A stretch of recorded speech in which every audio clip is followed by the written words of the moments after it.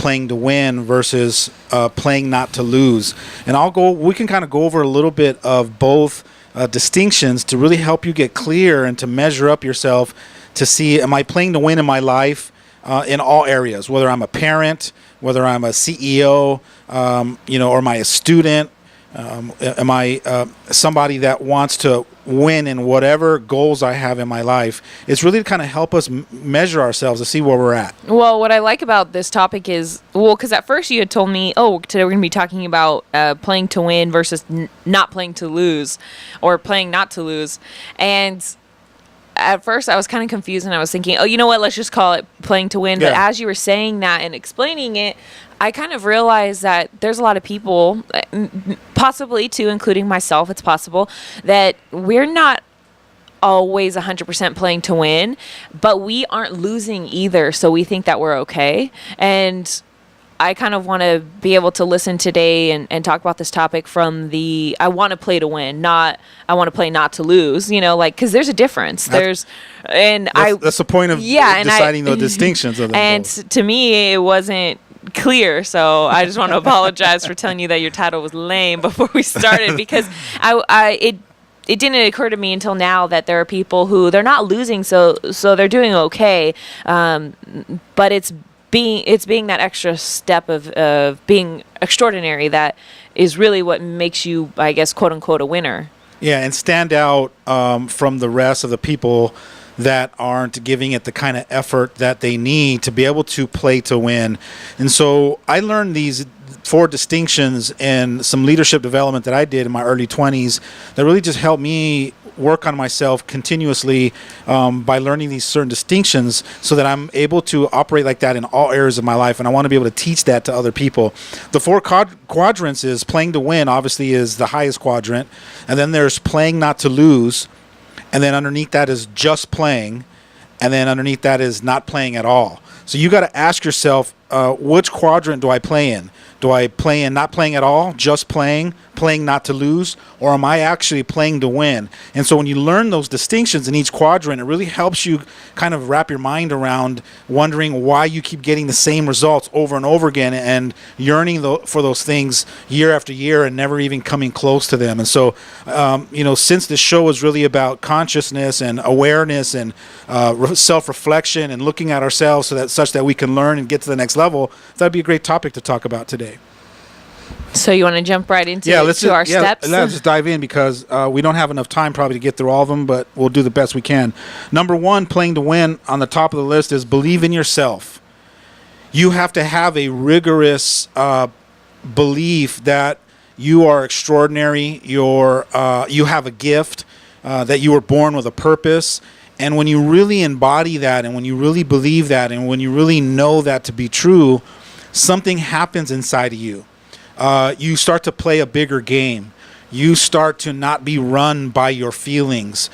You focus on things and you have a rigorous commitment to the things that you're focused on because you know that in your small window of time you have on this planet, you have to make a bigger difference. And so when you really believe in yourself, you play at an extraordinary level, and you literally are operating from the place called I'm playing to win because I have that self-belief and that self-love of myself.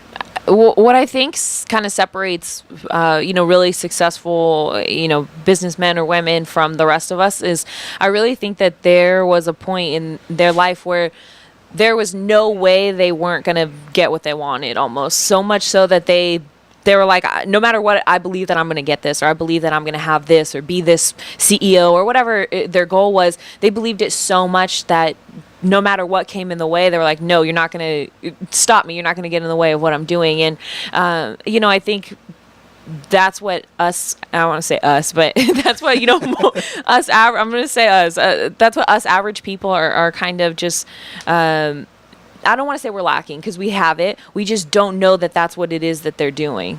Right. And let's go over playing not to lose, what that would look like. Number 1 on playing not to lose is that you play it safe. That you make certain choices where you just do just enough. You play without wanting to lose anything. And so because you play it safe, you're just right at kind of the line of just getting just enough, but not creating anything extraordinary because you play it so safe.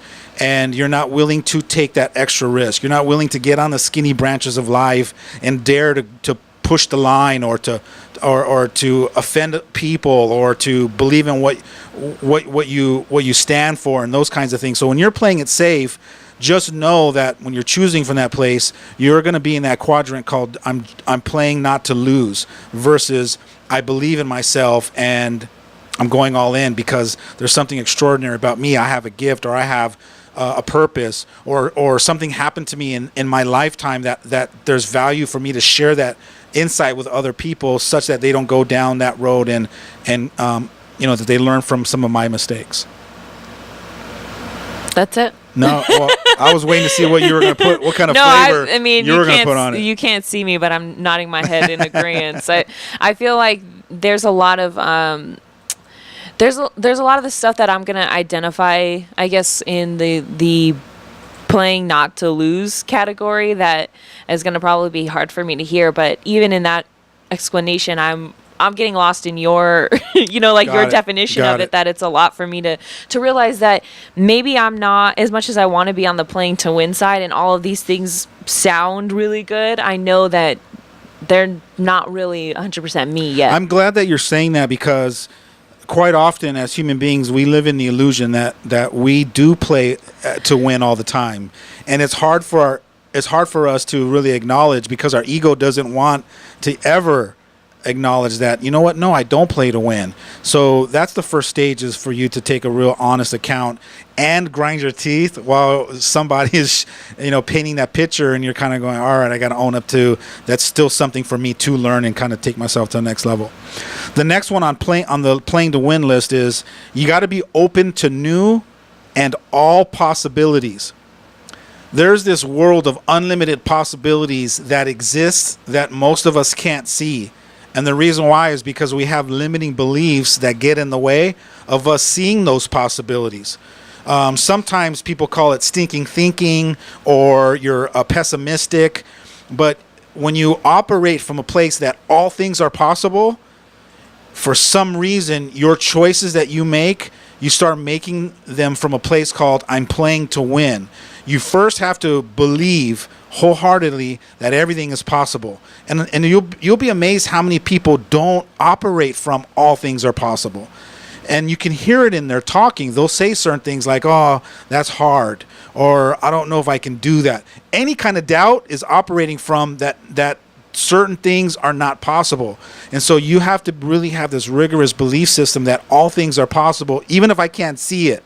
Well, not just that, you also have to realize that the one or two that you can see might not be the best choices, because when you first said that, I don't usually have a problem with not believing in it. It's the fact that I see two or one. Mostly it's the one that I have my eyes set on, that's it. That's the only way that it can be. And all the other options, I don't want to hear it. And you've seen me before where I come to you with a problem and you give me like 5 solutions. I'm like, no, that's not what I'm looking for. and then you'll just give up and be like, obviously you have something specific in mind. So, yeah. Because that's, I already know for me being, kind of with a stubborn personality, that I get stuck on my one belief or two beliefs that I can't really see other people's, and opening up to all the others, not just believing in them and you know what I mean? Like there's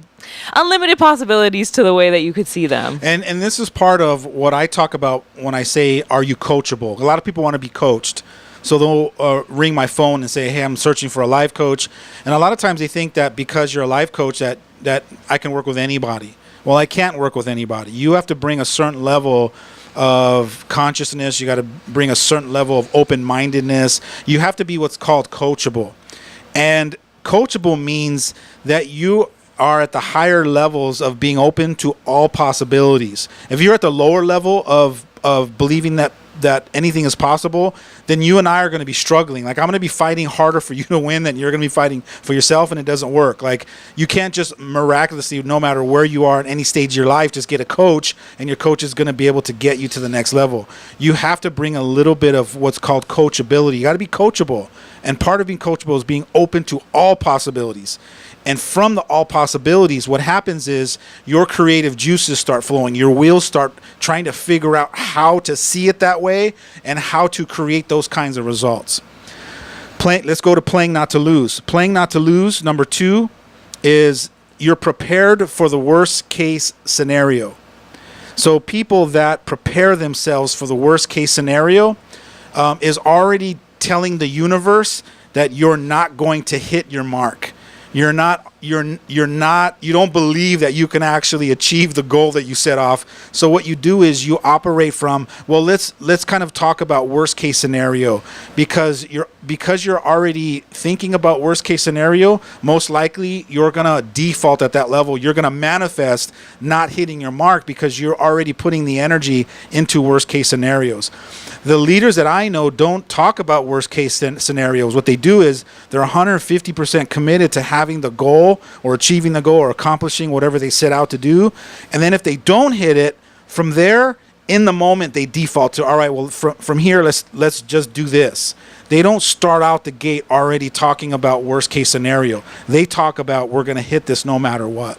Yeah, one thing I find that a lot of people, and especially adults or people who are older than me who have a lot more experience and they have a lot more incidents or scenarios where things did go bad, I find that they kind of they project those fears like on to me or onto their kids or whoever. And the way I kind of see it is they've been in a very similar scenario, and then your parents, they try to like mold your scenario into theirs, that it's so much so that it's similar enough, and then tell you what you did or how, you know what I mean? Like, they're not always the same. And for me, I find that a lot of adults, and I'm thinking that if you're a parent right now and you're listening, there might be a possibility that you're doing this too, that maybe your scenario is not the same, and the worst case scenario could have happened in yours, and you're kind of projecting that onto your kids, and that energy and that whole thing could come out into their scenario. That's a great point. I think of quite often the little kid that is trying to jump up and grab the little apple or the fruit that's low bearing on the tree, and it's right there. It's literally like a foot or two away from their reach, and they just keep jumping and they keep trying to grab it. And the adults sitting there watching, in their mind, they're going, you're never going to grab that. So let me bring this ladder over to you. And so the adult brings the ladder and sets the ladder next to the kid, preparing for worst case scenario, which is you're going to get frustrated. And so I'm bringing the ladder so you can climb up the ladder. The little kid doesn't have any experiences of not getting the fruit. So in all of his or her excitement and optimism of getting that fruit, he or she could be sitting there jumping for hours, and they still believe that they can get that fruit. But you got to ask yourself, at what point am I projecting my own worst case scenarios onto my kids and tainting that optimism that they have to believe that all things are possible and that they can achieve whatever it is that they set out for? Or how often are you stepping in to try to help or save the day where that lesson is not learned? Like I think that standing there or jumping up and down trying to grab the fruit and getting frustrated, whether it takes hours, has a bigger lesson than them climbing up the ladder and getting the fruit because you put the ladder there. Right. The next one is number 3 on playing to win, is you got to be positive. You got to be optimistic. You got to train yourself to think this way. You got to see the glass half full rather than half empty. Everything that you look at, you got to be operating from, all right, how do we get that?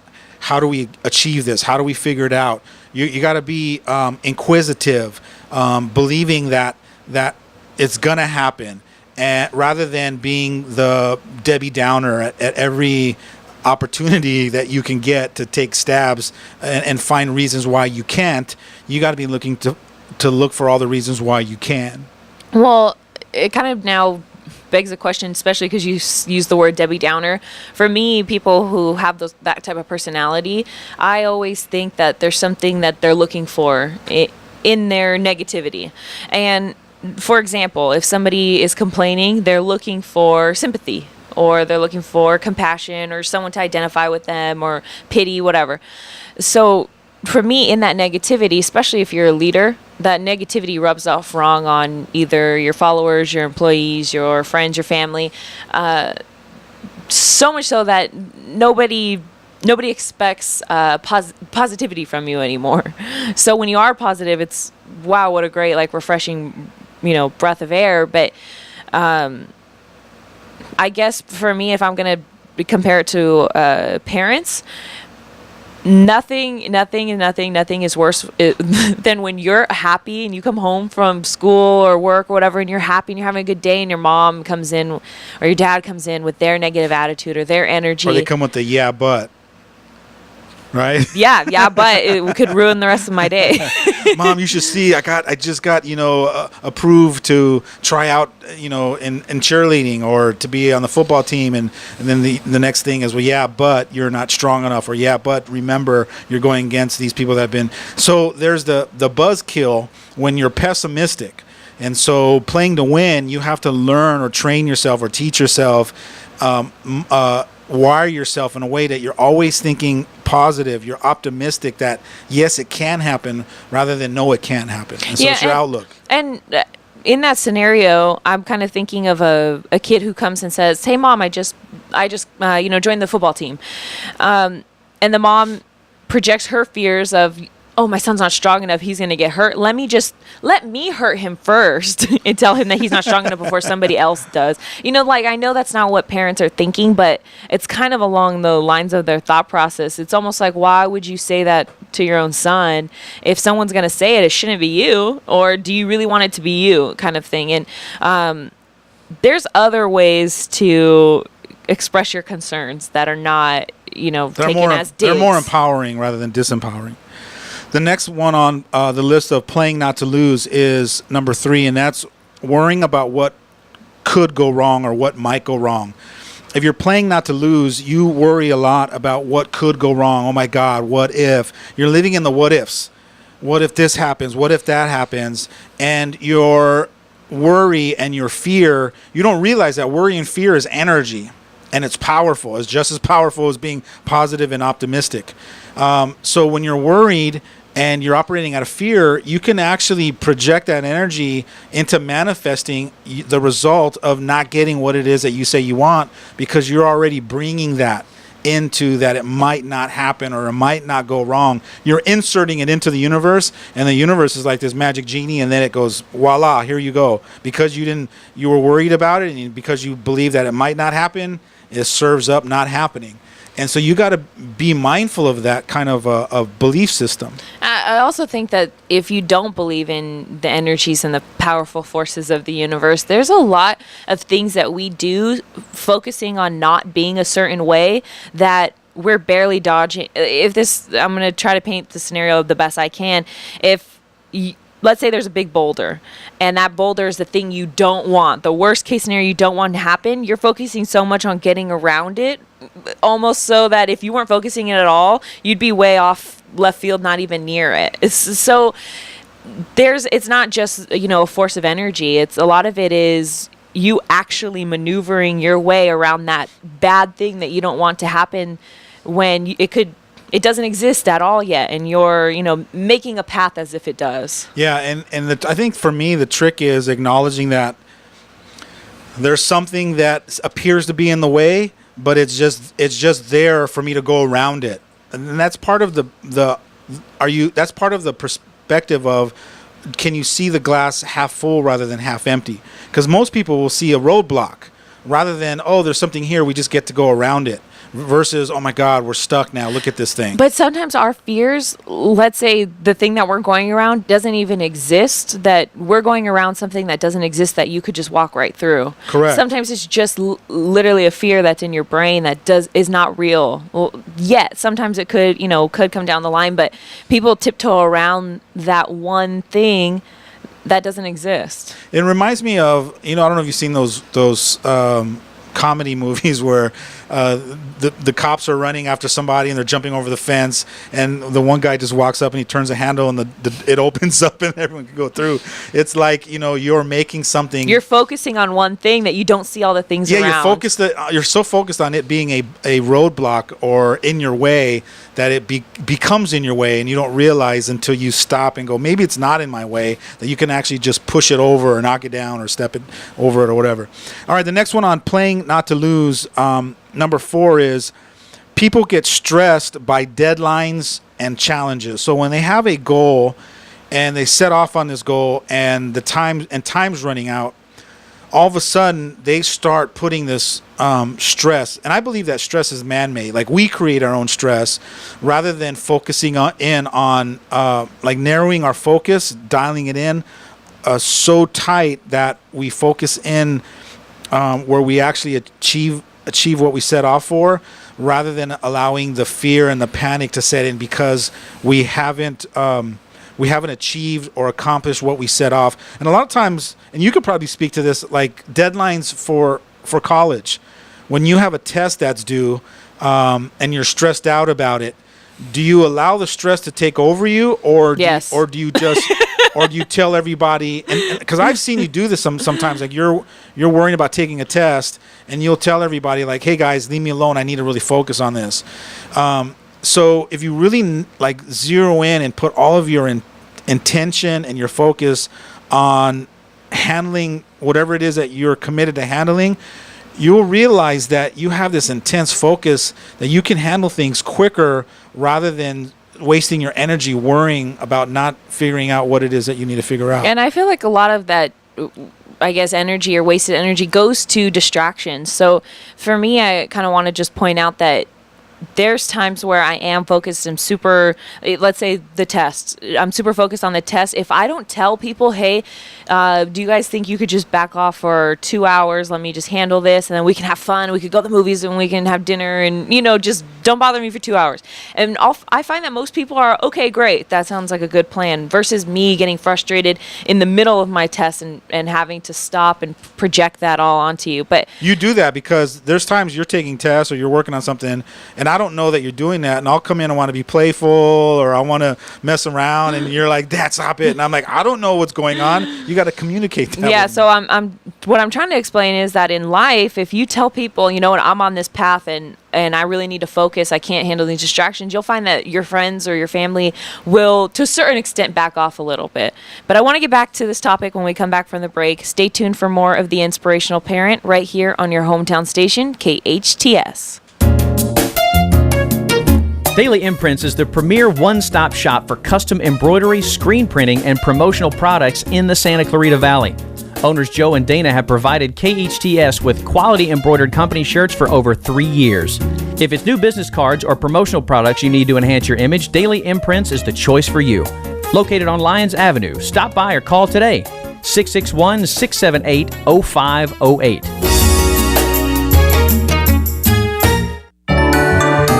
Mission Valley Bank puts the community in community banking. They strive to be your most trusted bank. Mission Valley Bank is happy to sponsor KHTS Holiday Music. Happy holidays! KHTS Holiday Music also brought to you by Chiquita Canyon. From all of us at Chiquita Canyon, we'd like to wish you and your family a happy, prosperous holiday season. This year, Chiquita Canyon is proud to sponsor holiday music on your local hometown station, KHTS. Happy holidays. The most charming restaurant is now in Santa Clarita. Marston's Restaurant has been a Pasadena landmark, voted the best breakfast in California by the Food Network magazine, open for breakfast, lunch, and dinner. Marston's also has a fantastic catering menu that adds a delicious twist to any event. And they cater picnic dinners for that memorable romantic date. Experience Marston's on Newhall Ranch Road in McBean, or log on to marstonsrestaurant.com. Your hometown station, KHTS.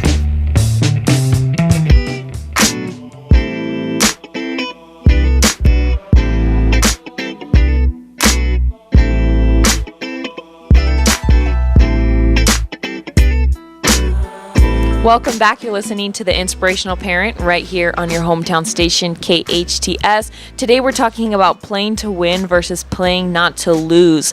Before we went on the break, we were on the playing not to lose side, but I want to jump to number 4 of playing to win. Yeah, playing to win. If you're playing to win, number 4 is you go above and beyond what's asked of you. And when I think about that distinction, I think a lot about my experience with some of the millennials, right? Some of the young people that haven't learned that yet. And I know when I was young, I didn't learn it either. Yet sometimes you have to learn the hard way. But as you get a little bit older and you start being mentored either by your parents or somebody that wants you to win in business, they start to explain to you that, in when you get a part of a team or you're up to something, whether, you work for a company, they tell you that you have to be the first one there and the last one to leave. And when something is asked of you, you don't just do it, half-heartedly or half-heartedly.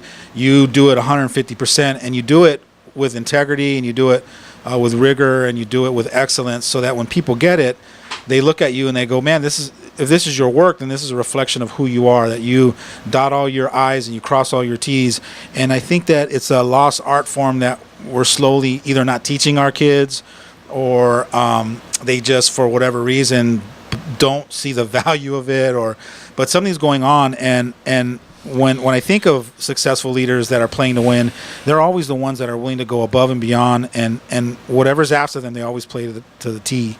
Yeah, I can kind of just from personal experience and as a millennial can kind of identify and see how we are we're going to do what's asked of us. However, I have seen myself and my other millennial friends that I'm going to speak for. I have seen us try and go above and beyond and do extra and bend over backwards for people, whether it be other millennials or your generation, baby boomers. No matter what it is, it seems like it's either not good enough, because especially baby boomers, I'm going to speak from as if it's from them, but baby boomers have a very specific expectation or a desire to control millennials so much that it's almost like your guys' generation doesn't exist. It's just us two battling it out all the time. So that's why I take it I always have to speak up on the topic when we bring up millennials, especially in the workplace. Them working together is just they're completely different, left and right. So, but basically I've seen us try or go above and beyond and do that, and it just it's not good enough. It's not what they want, or it's not appreciated. That's another thing is millennials need to be appreciated. They need to be told that they're doing a good job or acknowledged, and I don't think baby boomers got that either growing up or in the workforce, that they didn't learn to acknowledge anybody. That's right, they didn't. They were operating from you do it because it's your job, or you do it because you have to. That's right. And I think Generation X is a little bit on both sides.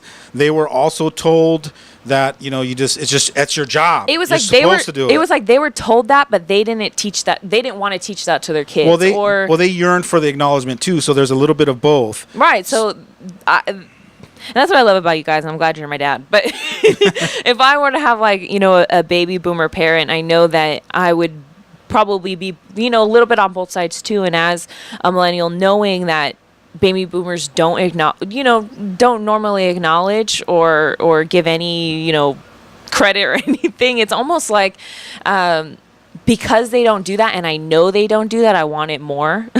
Yeah. So, however, this playing to win quadrant is you have to decide to do that for yourself, rather, whether you get it validated or not. It just has to be something that's wired within you to say, I'm just going to go above and beyond what's asked of me, just because it's what I've decided. It's how I've decided to live my life. That's what I was going to say. Yeah. If you're going to do that and you're going to give 110% more, you have to do it unconditionally, because other than your parents, even then sometimes not, especially if you're working with some older people, they're not going to give you that acknowledgement that you're looking for. So you have to be able to give it without expecting anything back. Yeah. Playing not to lose. Number 5 is if you're playing not to lose, you stick to the tried and true ways of doing things. You kind of just keep doing the same things over and over again, the things that you've done before and it worked. You're not really thinking outside the box. And a lot of times, let's take a profession like real estate agents or loan officers or insurance agents. A lot of times they have certain tactics that they have learned to generate business. Sometimes they keep doing the same things over and over and over again because it's worked for them in the past, rather than thinking outside the box and realizing that the world is constantly evolving and we have new generations of people and we have different types of personalities, and that society with reality TV and everyone wanting to be superstars on TV and everything, the humanity is changing. So to market to them and to get new business is going to require for you to change and to think outside the box and to try new stuff. So playing not to lose, those types of people operate from keep making the same choices, expecting different results, and then they're wondering why they're not advancing in their business. Yeah, I can also kind of see not wanting change because you know that it works. Almost, like that this tactic works, so you don't want to see any change, especially when things are slowly changing. Like, I'm sure when the internet came out and things started to slowly change, nobody was really changing their tactics until it came crunch time and they needed to do it. And I think when you're in it, you can't really see it. So I'm trying to see both sides a little bit and talk out loud a little, especially for me. I love change. I love changing things and to make them better. But I can see how people stick to the mindset of this works, if it's broke, don't fix it. Right, but you got to look at your results. If your results are affirming that the true and tried ways that you've been doing is working, then great, keep using it. But if your results aren't reflecting that it's working, that's when you got to start learning how to try new things, be creative, and come up with different ways to create a different kind of result. I look at it with the fishing mentality. When you're fishing and you're not getting any bites, the first thing you think is, well, move your spot, right? Go find a new spot. You find a new spot and you throw your line out and you're still not getting bites. The next thing you want to think about is change your bait. A lot of times people don't change their bait. They just keep throwing the same bait out there because it worked for them yesterday. It caught them fish yesterday and it caught them fish for the last 10 years. They love that bait. And then they're wondering day after day why they're not catching fish, because that same bait isn't working the way it worked yesterday. The fish are evolving. They're starting to see new habitat. They're starting to see new insects. So it's just not working today. So the guy that's playing to win, or the woman that's playing to win, pulls her line in and goes, all right, let me open my tackle box and find some new bait. Let's test some new things. And that's what's playing to win, rather than just keep using the same thing over and over. What's funny is when I was younger, I remember going fishing once with my grandpa, and he's a baby boomer, and he throws out his little pink sparkly, little clay at the end of his fishing rod, throws it out, and the cheese. Yeah, we don't catch anything all day, and we're all sitting there, all my cousins and everything. I'm like, why? And I tell him, why are you what is that? That's not even food, kind of thing. And he goes, oh, but it works. I always, kind of the same thing. I always use this. And I said, yeah, but my dad's using worms and like he's catching fish. And I just remember him using that little pink sparkly thing. And now that I'm thinking about it, those fish are smart. They know that those little pink sparkly things aren't anything anymore. And it was just, as you said, that scenario is almost exactly what I witnessed my grandpa being stubborn about, kind of sticking to. But what's amazing is, 6 months from now in the summertime, he might throw that sparkly thing out there, and the trout, they've spawned, and now they're all of a sudden starting to bite that again. So I think the point is that if something's not working, you have to decide. Well, I guess you think outside the box. You work it until it doesn't work anymore. That's right. And then you think outside the box of, all right, let's figure out what is working. Let's try and test new things. The next thing on the list of playing to win is you got to be a risk taker. If you're going to play to win, you have to take risks. And I know there's a lot of people that their personality styles, they're just not risk takers. They don't like to fail. They don't like to fall. There's something in their DNA, their emotional DNA, where they just don't want to ever lose, so they play it safe. And in order to win and play and operate from playing to win, is you got to be willing to roll the dice, and you got to be willing to go that extra mile and go for it. You got to swing for the fence. Well, I also think that it kind of goes a little bit back to if you're not taking any risks, but you're also not losing, so you're okay. Exactly. But that falls in the quadrant of playing not to lose. So if you're okay with playing not to lose, that's okay. Sometimes in the stock market, when we're older and we don't want to take risks, because if we lose, we're going to lose our whole bankroll.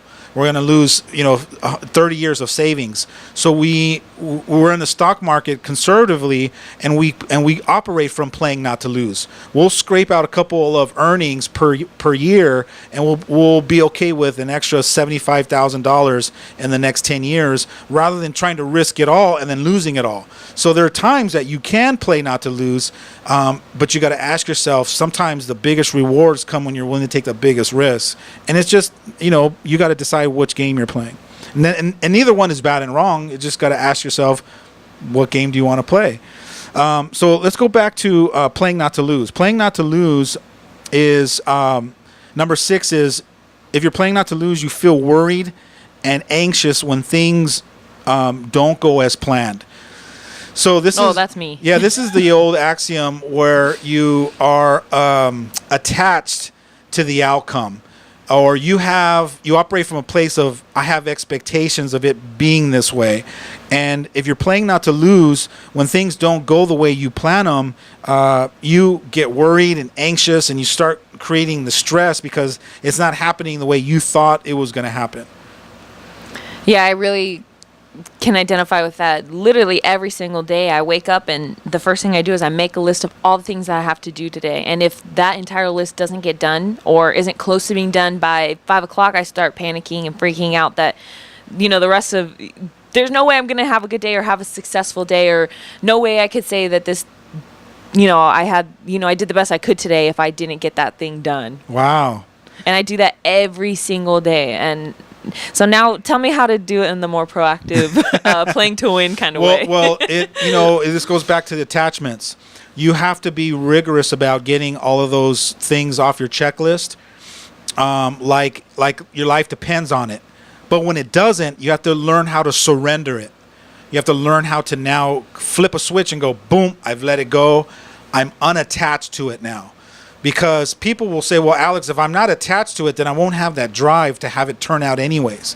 And that's where I think there's that middle ground where you have to tell yourself, no, I'm going to turn myself inside and out to make sure all 10 of those things happen today, and I'm going to play rigorously to have them happen. However, when it's 10 o'clock at night and your body's starting to wind down, it's time to go to sleep and rest yourself, or whatever that time is for you, where you end your day or before you walk into your house to spend time with your family. You got to go through this process where you learn how to accept that you just didn't get it accomplished, without beating yourself up, making yourself bad and wrong, and projecting all the nasty, icky, guilty stuff on top of you, and just learn how to surrender it. What I do is I roll those things over to the next day. So now I have my list of 10 plus 3. And so the next day is a brand new day. I wake up and it's like, all right, let's go handle these things. And then do you think I hit all 13 of those the next day? No. Of course not. But what I will do is I'll hit the important ones. So the things that aren't that important they'll just keep rotating over. A lot of times they just die out. A lot of times I realize after the 5th day or 7th day that they weren't that important anyways. But the main thing is that I'm so focused on getting the things that are really important to me, the things that really matter to me, I hit those. And then the other things just kind of fall off on their own. But the trick is, how do I do it without bringing the worry and the anxiety and beating yourself up and all the stress?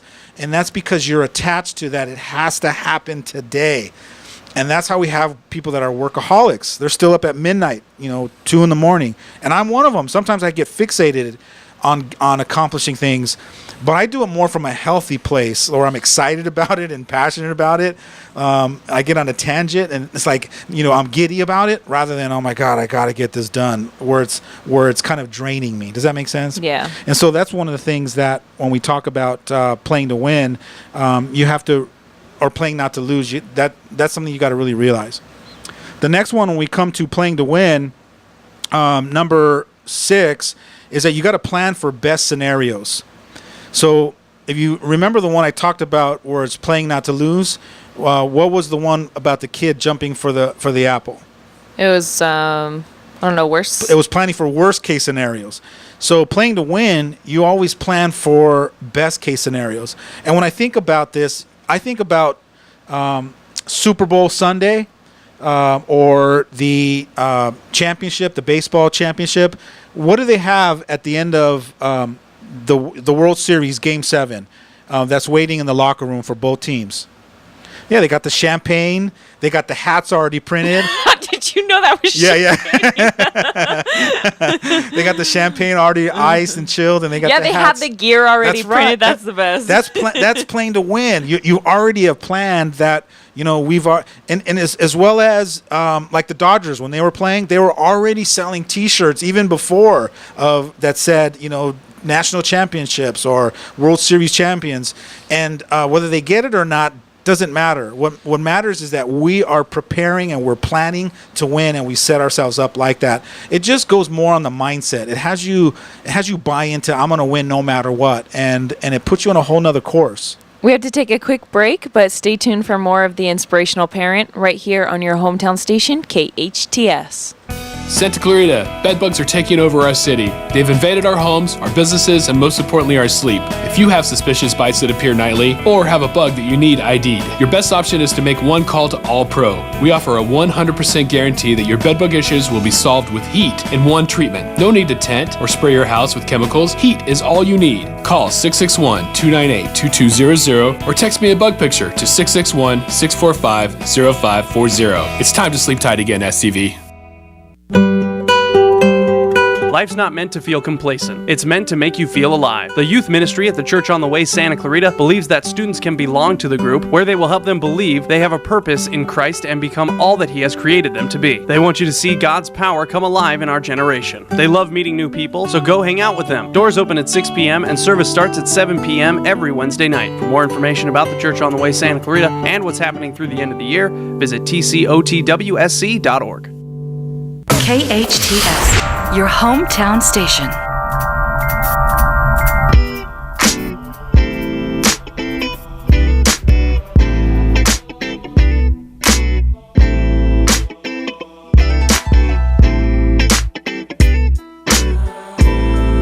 Welcome back. You're listening to the Inspirational Parent right here on your hometown station, KHTS. Today, we are talking about playing to win versus playing not to lose. If you missed any of it, you should find our podcast online because this is a really nice list of things to look at and decide which one you are. Are you playing to win? Are you playing not to lose? And before we have to end the show, I want to just zip right through and then maybe talk about the key ones because I want everyone to kind of get an idea of what this list consists of. All right, sounds good. So I'm just going to go over them all, and we'll just kind of go through them real quick.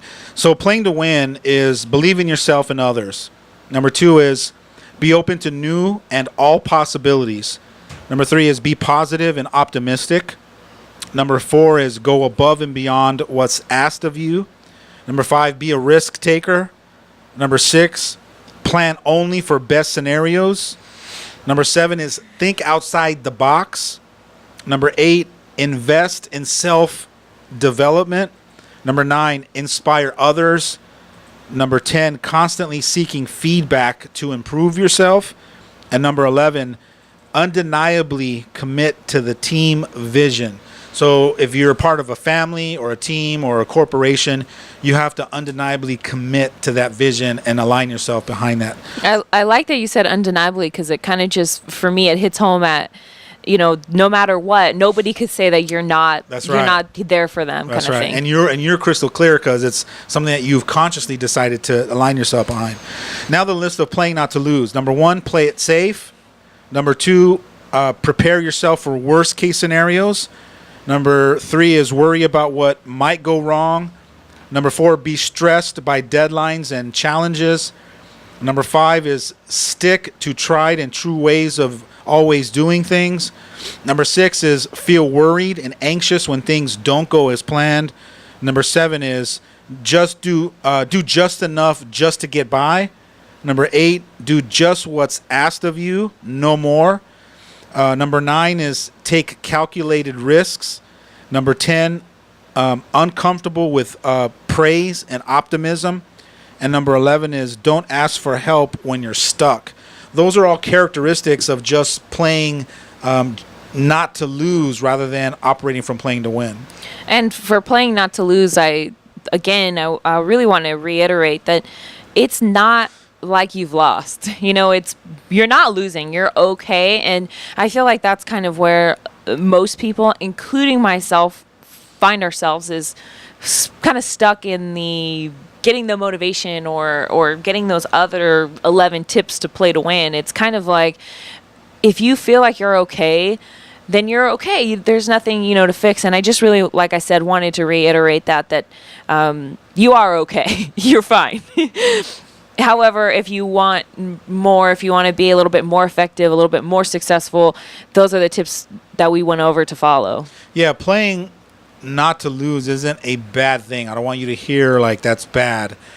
And neither is any of them. Neither is just playing, because some people like to just play. The question is that I want to ask most people, and it's not a question that you have to answer. It doesn't require an answer. But the question is, if you're not playing to win, why are you playing? What's the purpose? So it's just something that you need to ask yourself, why am I playing? And if it's playing just to play and just to have fun, so be it. If it's playing to be liked by other people, or to be accepted, or be a part of something, just be clear about why you're playing. And kind of do some self-reflection and be living in the question of that. I feel like once you're clear about why you're playing, your level of playing will come out. Because if you're not sure, then you could be playing not to lose. But once you figure out why you want to play and what it is maybe you want to get or be, whatever your goal is, you could end up finding yourself playing to win. Yeah, you can actually, the more aware you become and the more you live in that question and check in with yourself and be honest about it, you can actually fan that flame of desire to want to win. And so you can actually find yourself moving up through the quadrants until you become that man or woman that just has all those characteristics, that you're just operating like that in all areas of your life. It also brings up something that I kind of wanted to throw out there, is how many people play to win in certain areas but not in others. Like there could be some CEOs that at work or in their job or in their business, they absolutely play 150% from the playing to win quadrant, but when they come home to their families, they're just playing, or they're in their relationships, they're playing not to lose. So you got to ask yourself, which areas do I turn on, which quadrant, maybe which quadrants do I hide out in as well? Or another, I guess, thing to be in the question about is you can think that you're playing 100%, either in your family, your business, whatever. You can think you're playing 100%, but I bet if you go and you look at this list of 11 things that, people who play to win follow, you're not going to hit all 11. And when you'll know that, and you'll know that you haven't been playing 100% just yet. Yeah, and I don't necessarily think that it's about hitting all 11 or beating yourself up because you're not. It's just something to look at and be aware of. Just in case you're living in the illusion that you are playing to win, you can look at that and go, I guess maybe there's some things that I can still improve on myself. So it's all just about improvement. Self-improvement. So don't beat yourself up, Jazz. You're only 22 years old, and there's a lot more for you to learn, as I'm 46 and still have a lot more to learn how to play to win. On that note, that's all the time we have for today. Thank you so much for joining us today on the Stop staring at me like that. On the Inspirational Parent, right here on your hometown station, KHTS.